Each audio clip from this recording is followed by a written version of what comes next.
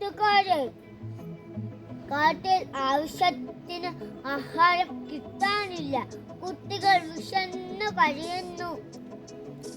നമ്മൾ എങ്ങനെ ജീവിക്കും? അതെ, ഇങ്ങനെയായാൽ നാം എങ്ങനെ ജീവിക്കും? മനുഷ്യരുടെ പരാതി കേട്ട് മടുത്തു. വാഴ തിന്നു, കരിമ്പ് നശിപ്പിച്ചു, ചക്ക പറിച്ചു, ഇനി എന്തെല്ലാം കേൾക്കണം?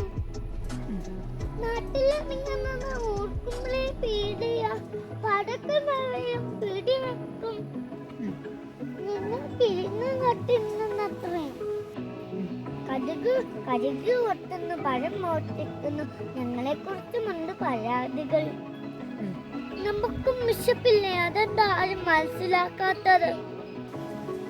മനുഷ്യരെ എങ്ങനെ കുറ്റം പറയും? അവർ അധ്വാനിച്ചുണ്ടാക്കുന്നതല്ലേ.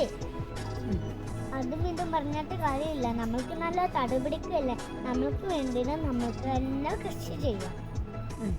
നല്ല ഐഡിയ, നമുക്ക് കൃഷി ചെയ്യാം.